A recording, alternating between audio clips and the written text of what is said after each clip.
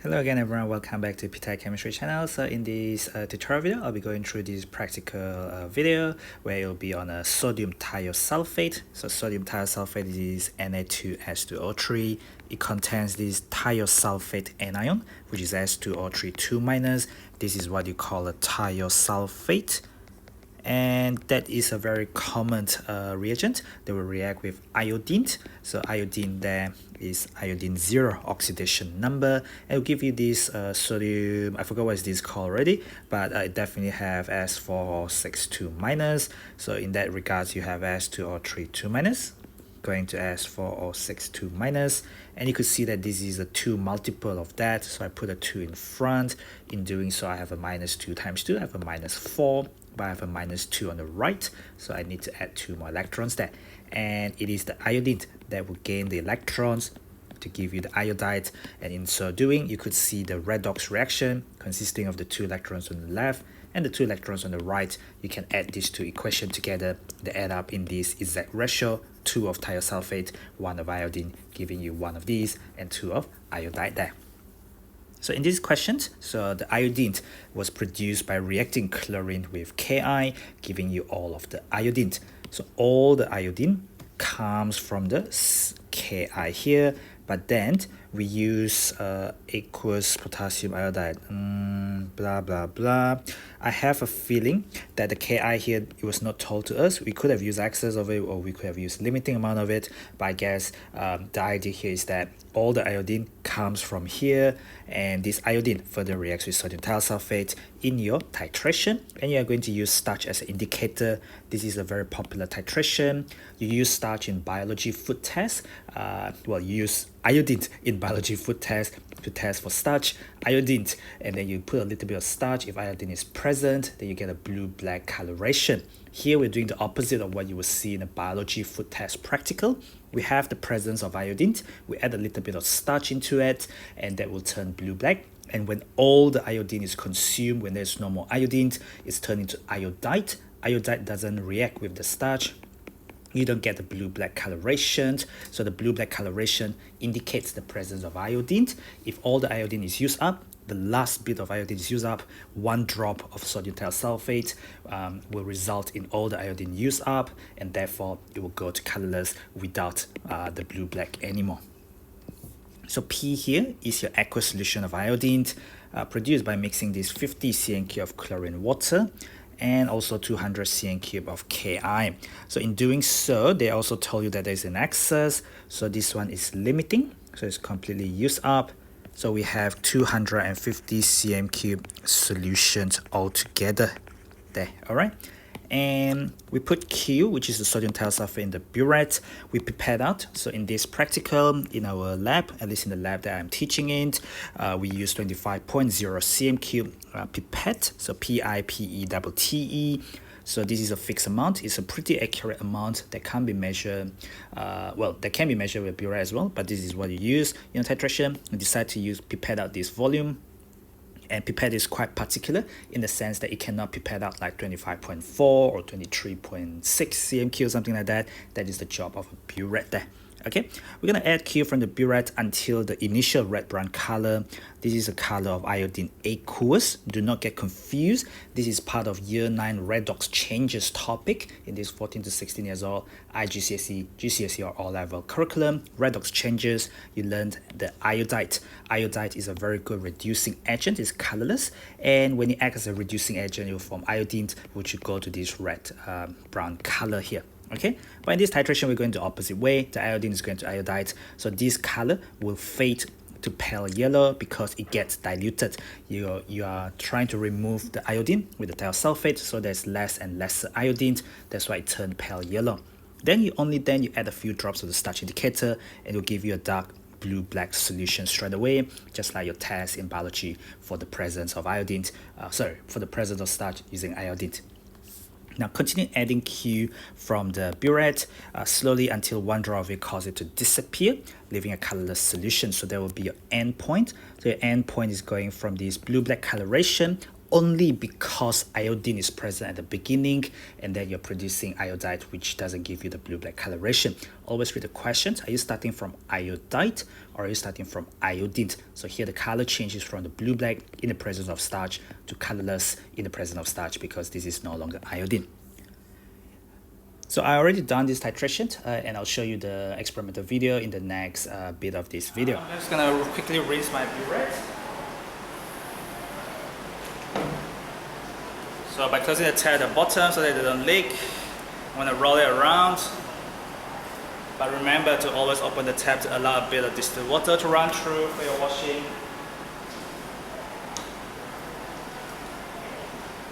And remember, you gotta wash your burette with the solution that you're going to fill it in later on as well. So that's it really on the initial rinsing part. But we know that P, being the iodine, is going to go into the pipette, and Q, which is our thiosulfate, Na2S2O3, sodium thiosulfate, Na plus ions, and S2O3, 2 minus ions. So it's a 2 minus charge ion. I'm just going to quickly rinse my burette before I forget it. So put a little bit in there for rinsing, maybe just a little bit more. So you don't need to fill out the whole burette. So roughly around that much or that much should be alright. Make sure you open the tab so that this bit is rinsed with the solution that you're going to fill it in as well. Before I do that, maybe I'll just roll it around so that I am thoroughly rinsing my burette. Oops, I just remember I haven't opened the tab at the bottom yet and I ran out of my solution. So open the tab at the bottom. So the bottom is now rinsed with the solution. Throw it out from the top. Open the tab again to remove the washings into the sink. Okay, so now that it's almost dry, but we know that this is the sodium thiosulfate already, so we are reasonably okay. I'm just gonna quickly, fill out my burette. Oops. Avoid filling it in on the floor, because you might make the same mistake as me. Okay, so what we need to do is I need to open the tab so that the burette with the solution that I'm filling in right now will fill up the bottom bit as well. So that much is filled already, so I can just put this up here.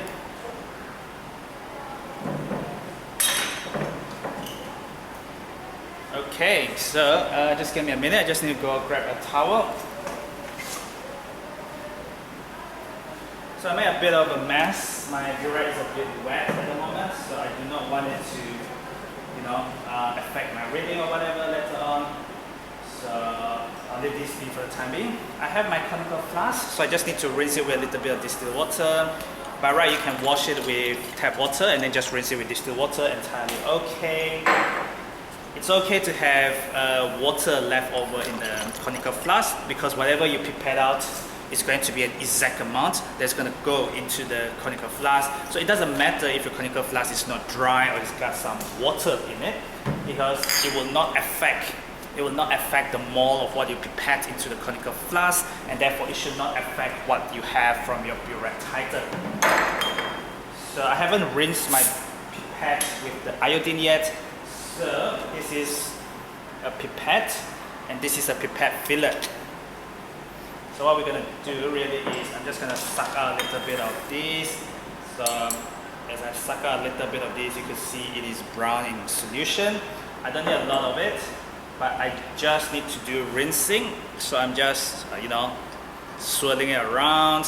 Gotta be careful, I don't want to stain my cloth. Take out the pipette filler and then rinse it like that, and you should be alright. So with a little bit of it left in the pipette, it's alright, because we're gonna do a pipette suction anyway. So I think the problem is the brown solution is really staining. I don't want it to stain my shirt at all. I should really be careful with this. So I'm ready to suck out 25 cm cube. So this is a 25 ml, 25 cm cube. It's quite brown in color. The instruction with the use of iodine never ever tell you to read from above the meniscus. So we should read below the meniscus. you should be able to read below the meniscus. So this is just above the line. So what I'm going to do is I'm just going to remove a little bit of it. I think that's just alright. Let me just bring a white towel next to you.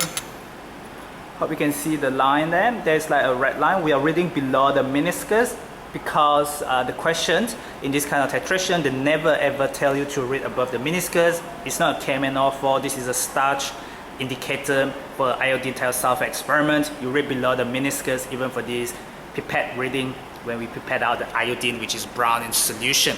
So 25 cm3 there. Press the button E to eject it into the conical flask. As I mentioned, your conical flask can be a little bit wet with some water. It's alright because whatever you prepare out is an exact mole, exact volume, therefore exact mole of the iodine solution. So it doesn't really matter that you got a bit of water. Take out your pipette filler. This thing is brown in solution, so you see a little bit of droplet at the end there. You're not going to get everything out, but tapping very gently. 1, 2, 3, 4, 5, 6, 7. You're still going to be left with like one drop at the end. That is taken into account by the level of accuracy of the apparatus. As you could see them, it's a plus minus something. That is alright. So what I'm going to do now is I will suck out the second portion of my 25 cm cube so that I can do my first rough titration and the second exact titration here. So just very quickly, that is 25, oops, no, just very quickly. So avoid parallax error, eye on the eye level as you're reading it. Okay, so that is 25, oops, better get it focused. Not too sure if that's well focused. So right below the meniscus, there's 25 cm cube there. So put it in the conical flask and start pressing E, eject. Let gravity does its job. Okay, let gravity does its job. And you should be alright. So just down to the last couple of drops. 1, 2, 3, 4, 5, 6, 7. You will see I've only prepared 2 conical flasks. That's because I'm going to do one rough titration so that I know roughly where I will stop. And I will do at least 2 exact titrations. But I only have 2 conical flasks, so I'll have to wash out one of my conical flasks and then I'll have to redo it in one of the washed conical flasks. Okay, so let's get started. My initial reading on the Burettes is to 1 decimal place. Reading below the meniscus, there's 1.6 cm cube. Just to convince you, there's 1.6 cm cube. You don't necessarily have to start from 0.0. You can start from anywhere, but of course your teacher might advise you that you might want to start from a number that's easy to count. I have my calculator. I'm an experienced chemist. I don't care where I start because I roughly know where to count it.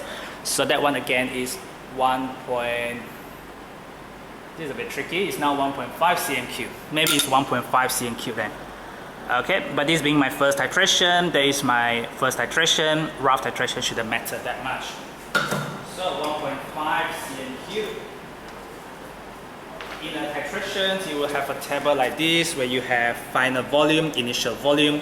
Where we start, we're going to fill in the initial volume. Do not fill in the incorrect bit. Final reading or final volume is basically where you stop. So it's the final minus the initial reading that give you the volume of the title.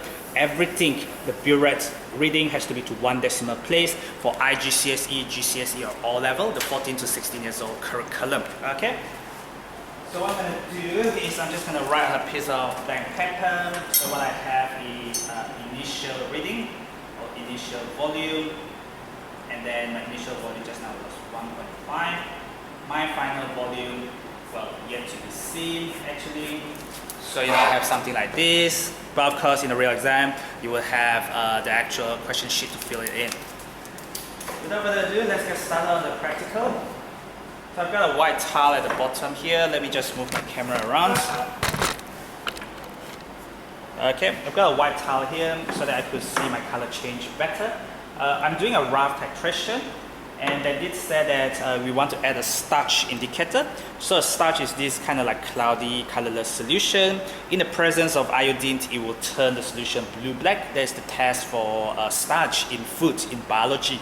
But what we're going to do is we're going to add starch to this substance and it turns blue-black is because this substance contains iodine. We don't add our iodine straight away. We add it when it gets a bit more diluted. When most of the iodine is almost gone, then it goes almost yellow. This is now brown, okay? So I'm doing a rough titration. I don't really care about where I stop, so I don't slow down at all. I just wait until it gets a bit yellow, then I will add my starch indicator. It's still a bit brown, We must remember to add our indicator because without the indicator, we might not see a very sharp end point. So it's getting a bit lighter now. As you can see, it's not as brown as it. Well, actually, it's still pretty brown actually. So let's add a bit more. So this was the original solution, a lot darker. This is just the iodine on its own. This is the one where I've added a bit of thiosulfate already, so some of the iodine has gone to iodide. I would say this is about the region that I will add in the starch. I mean, it depends on you really, but the moment I add in the starch, you should hopefully see it get blue-black. You don't need to add a lot of starch because just a little bit of starch will give you the blue-black coloration. So it's kind of like a dark coloration. Of course, the more you add, the darker it becomes if I add just a bit more starch. As you know, indicator does not get involved in the reaction. They simply give you a color change here. So even though this is already brown, it gets a bit difficult to tell the end point without the use of the starch indicator. So we should expect it to go, well, colorless because, you know, when all the iodine is gone, there's no iodine, then starch with no iodine would just be colorless. All right, so let's see what happened here. So my hand on the tab, I don't care where I stop. I open it full speed, and then when it turns colorless, then I stop. Okay, this by far is not an accurate titration because I did not do it drop by drop. If you want accurate, you have to do it drop by drop. I was kind of like going all the way, and then as soon as it changed, then I stopped. This is called rough titration. I'm ready to read my reading now. This one is 21.9 cm cube. If I just bring my white tab here, 21.9 cm cube. Hopefully you can see that better. Let me just move that out a little bit. So 21.9 cm cube. So reading below the meniscus, 21.9 cm cube. So you got 21, 22, so you're reading downwards. So 21.1, 2, 3, blah, blah, blah. Middle point is 21.5. So you got 21.9 below the meniscus there. So this is my rough titrations. I think 21.9, so what was that? 21.9 final volume minus 1.5 initial volume. I get 20.4. This is my title volume. Something like that. So there's my title volume. So this is my rough titration, right? So I think we're ready to get on with the second titration. So I'm starting from, well, the exact volume where I left off, 21.9. And we know that it's acceptable because it was around 20-something. 20-something plus 21 is still going to be 40-something. I still have enough on my Burettes. So I can start from 21.9. A lot of teachers, a lot of instructors would probably advise the student to start from an easy number like 0.0 or 10.0 or 5.0. There's no certain advantage to it, it's just make it easier for you to have a same starting point every single time. But experienced chemists will know that it's all about the volume that matters. So I could add my rough title to my initial volume. So my rough title was 20.4. If I'm starting from 21.9, 21.9 plus 20.4, 21.9 plus 20.4, I get 42.3. So this 42.3 is going to be a rough title. So what I want to do is I want to, be careful when I am very close to 42.3, maybe around 40. I'll let it go fast until 40, then I'll do drop by drop just to be safe and get an accurate title with one drop, okay? So let's get started. So 42.3 would be my rough endpoint. So 40 is where I'll stop down, I'll slow down and do it drop by drop. So 40 is around there. But I might want to add my indicator when it changes brown. I don't really need to swirl that much at this point in time because I'll just be wasting my, my energy. So I just need to let it flow. And then when it's close to, supposed to be 42.3 for the rough titer. Rough titer means in excess. So I'll just keep on adding until it's pretty close to the end point. Then I'll do it drop by drop. That's the purpose. The purpose of doing a rough titration is so that I know roughly where to stop. As you can see, it is still kind of like yellowy brown. So there's still iodine left in there. So what I'm going to do is I'm going to add my starch indicator. So 2 or 3 drops, and then it goes blue-black. Here now, because I'm right-handed, I am going to swirl with my right, and then I open the tab with my left. I'm very close to the end point. I do not want to close, open like that. No sudden movement. Get it drop by drop first. That's the most important thing. Get it drop by drop first. Oops, my bad. Too fast. Okay, that is just right. So I hope you can see the color change there. So that is drop by drop. So my eye doesn't take away from the thing above the white tile. As soon as it changes color, then I stop. I do not care about the volume. I don't read the volume right now. I read the volume at the end point. My left hand doesn't leave the tab. As soon as it changes color, then I will, as soon as it goes, one drop and then colorless, I will stop. That will be my end point. So you need to be very patient at this stage. So just keep on going. So very close now. I think one more drop will do. Just be careful. I shouldn't have stopped.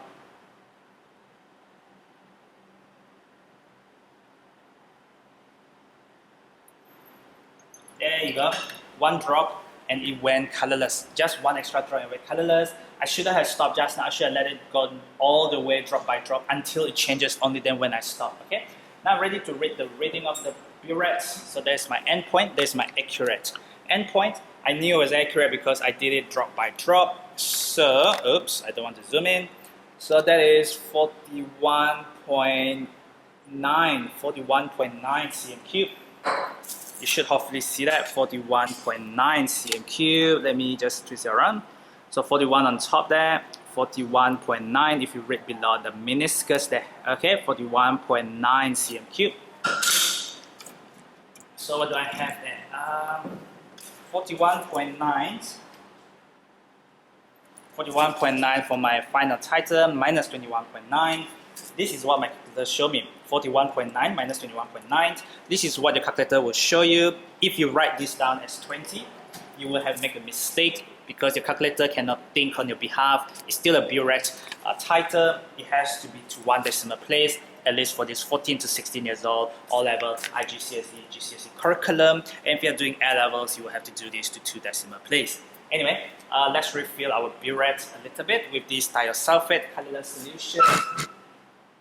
So, I don't need a lot of it, just probably around.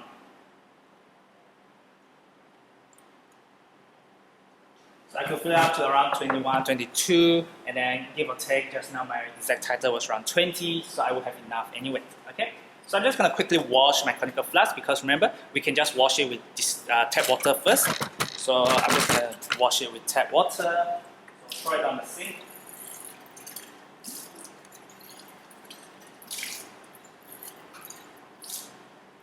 And then I'll quickly rinse it with distilled water.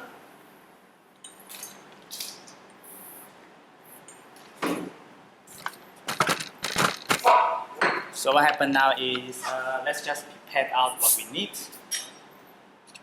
Oops.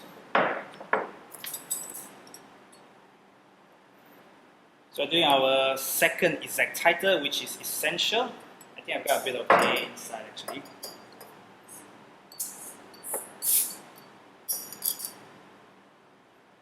So you don't want air bubbles inside your pipette reading. So let me just get this right and then I'll show you where I am.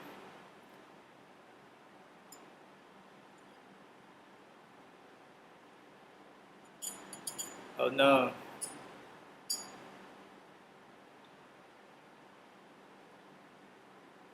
We'll will say that is alright. Nope, that's not alright.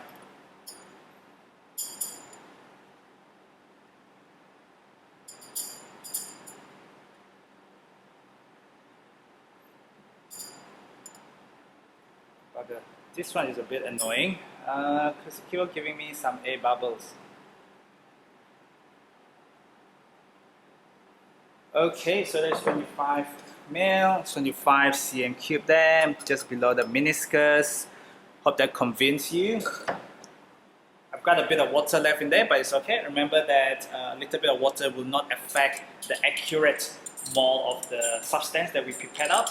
And if the mole of the stuff that we prepared out is exactly the same going to the conical flask, so it will not change the volume of the things in the Burettes, so it doesn't change our titer at all with a little bit of distilled water left in the conical flask. Just the last few drops, 1, 2, 3, 4, 5, 6, 7, blah blah blah blah blah.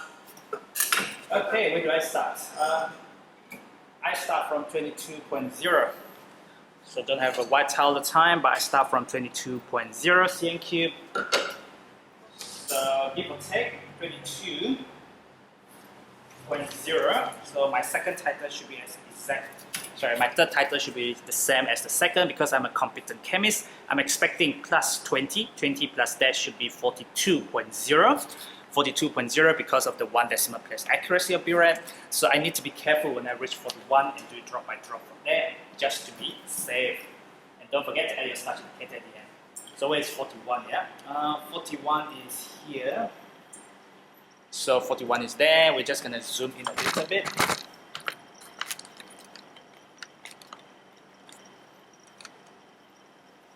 So I don't need to, swirl or anything because I've done my exact titer. I roughly know where they are now. So 41 is where I will stop because that is just before the exact endpoint there. So getting close, getting very, very close. Okay, so it is still a bit yellowy, yellow solution because there's still some iodine left in there. What I'm going to do is I'm just going to add the starch indicator, and here's where I need to be careful and do it drop by drop. So get your drop by drop, really drop by drop. It's going to take practice and time. It will be slow, but you want to be as accurate as possible, so you don't go full speed, you just swirl gently. Doesn't take much, I think. It is slow, very slow actually.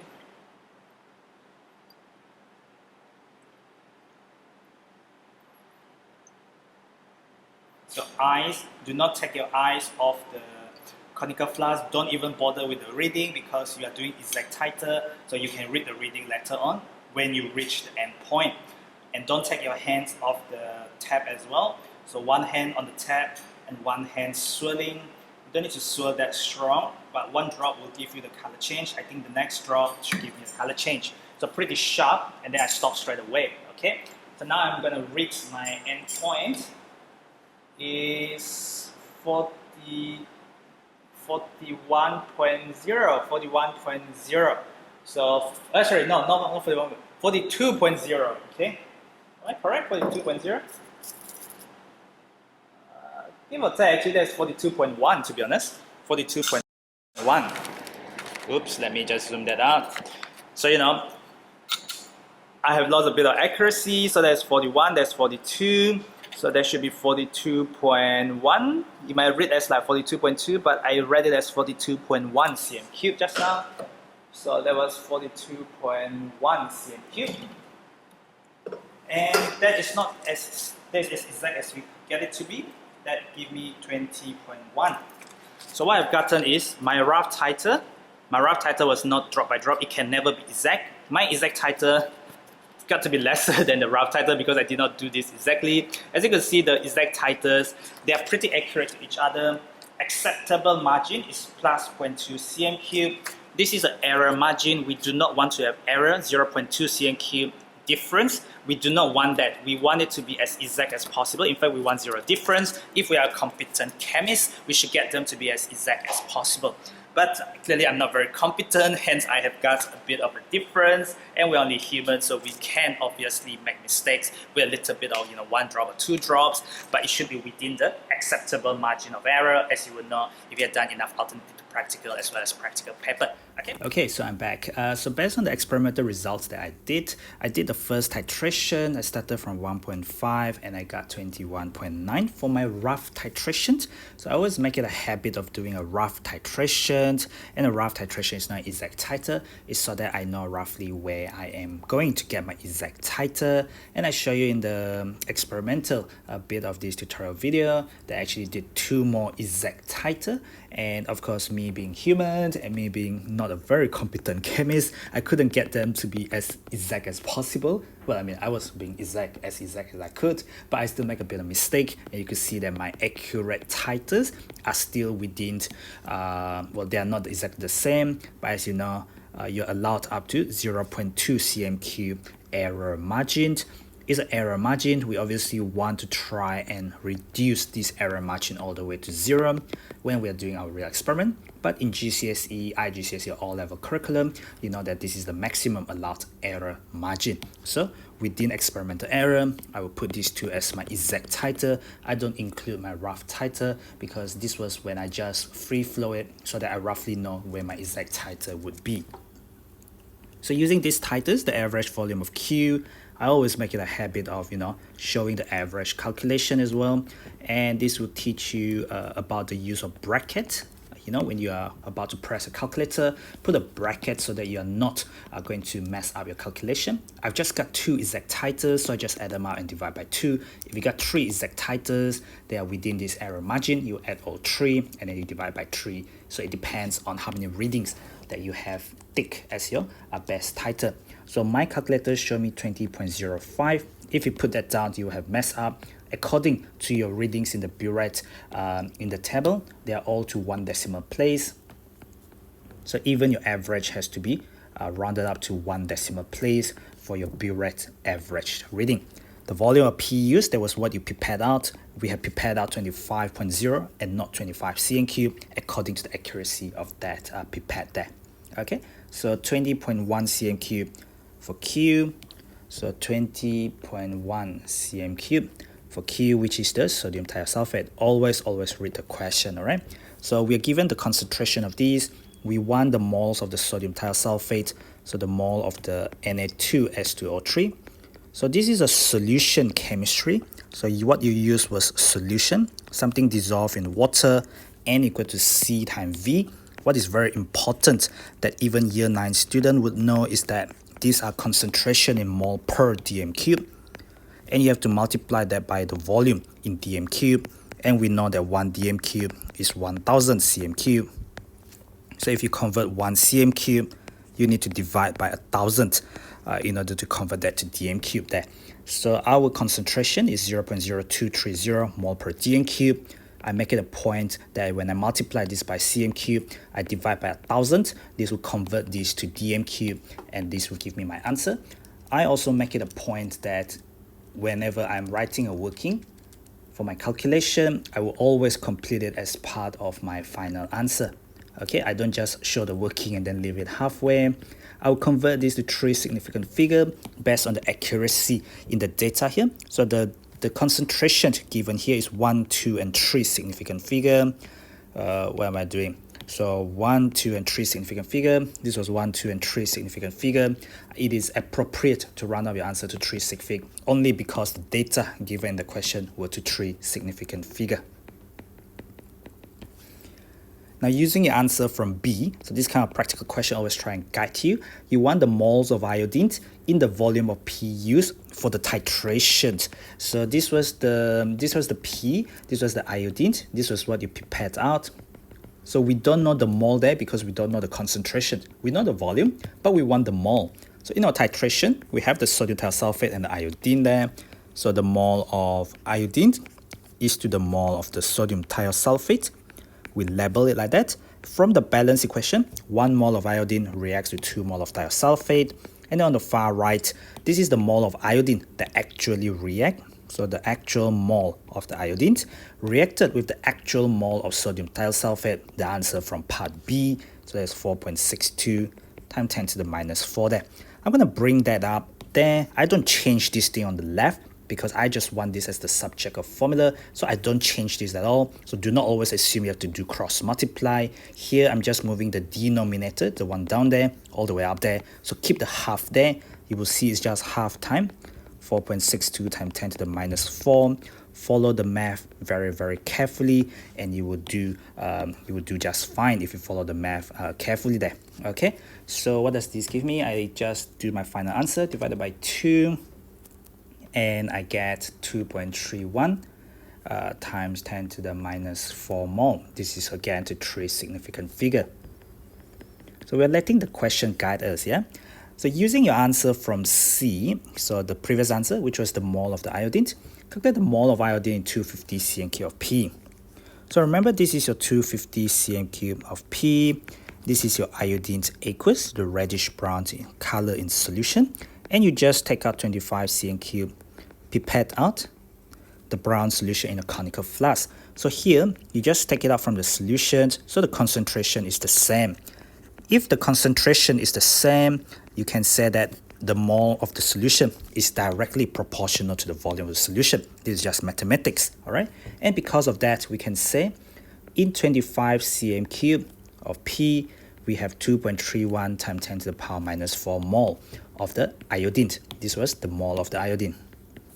Therefore, in 250 cm³ of P, as we have more volume, we will expect the mole of the iodine to be a lot bigger, as that is what you call a direct proportion.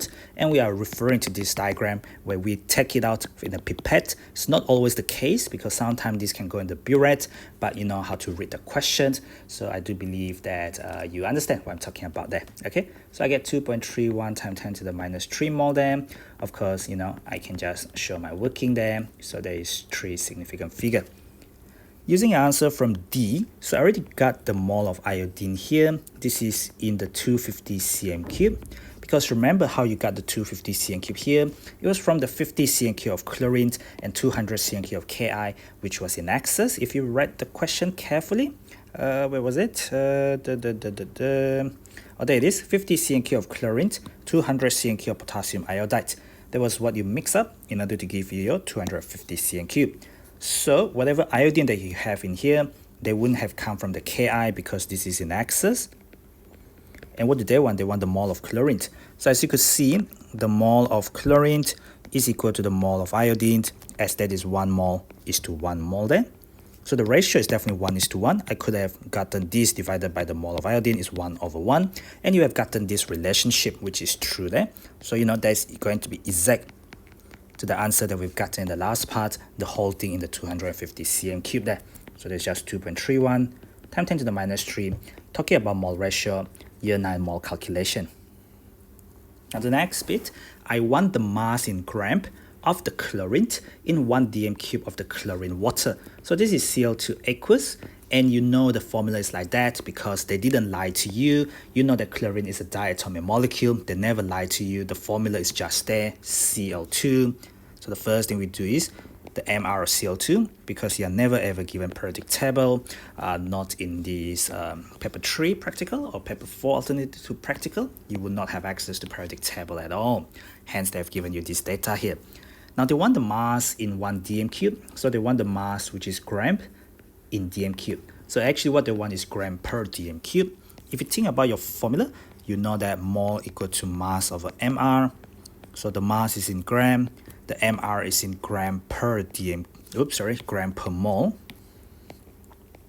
And this one is obviously mole on the left hand side there.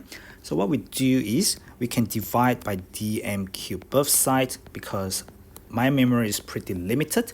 I don't remember usually my formula and stuff, so I try to remember how I can get it. So the top bit is gram per dm³, because whatever I've done on the left, I did it on the right. This is basically a formula that you will probably have memorized your entire life, but you know, you can get it like that. If you think about it, gram over dm³ divided by gram over mole. So primary school students would tell you that, you know, change that into multiply and then invert or reciprocate this, and then you will get the mathematics expression mole per dm³, which is what you get on the left hand side there. This is our relationship there. This is what we want to find. We have that is the mr. We have that is the mole per dm³. But then we only have the mole of chlorine divided by the total volume of solution. And our total volume of solution was not 50 cm³ of the chlorine water. Hang on, let me think about this. They did say chlorine water, so this is before you add in the potassium iodide. So there was just 50 cm³ of the chlorine water there. Okay, if you read the question there, originally you only have 50 cm³ of the chlorine water, so we need to divide by total volume of the Cl2 aqueous, and this was told in the previous video of the question, 50 cm³ there. And do not forget, this is dm³, this is cm³, so you know this one convert to dm³ there. So I've gotten all these expressions. What do I do next? So therefore, what I want is gram per dm³ is equal to the mole per dm³ times by gram per mole, which is the mR there. So we just need to be very careful and follow the units. The mole from the previous answer, using answer from E there, 2.31 times 10 to the minus 3 mole. The volume of the chlorine water is not 1 dm³. I want to get gram per dm³. So this one here was in 50 cm³ of the chlorine water. So it's 50 over 1000 in order to convert that to dm³. And the whole thing there multiplied by the gram per mole, which is the 71.0. In 1 mole of CO2, you have 71.0 gram there. Okay, so hopefully that should make sense there. And just giving us the final answer, 2.31 times 10 to the minus 3 divided by bracket 50 over 1000. I get 0.0462 multiplied by 71.0. I get 3.2802. Rounded up, 2.38 gram per dm³. You see here the unit is gram because I already mentioned in 1 dm³ of the chlorine water. Per dm³, in 1 dm³ you have 3.28 gram of CO2 dissolved in it. These two, 3 significant figure. Out of all the questions, this is probably one of the hardest one to think about, but there are some easy marks along the way to help you to get these 18 marks for practical paper. Okay, thank you for watching. Don't forget to click the button on the bottom right to subscribe to my channel. Follow me at ptet.chemistry. That's at ptet.chemistry on Facebook, Instagram, Twitter, and Telegram to get connected. I'll see you in the next tutorial video.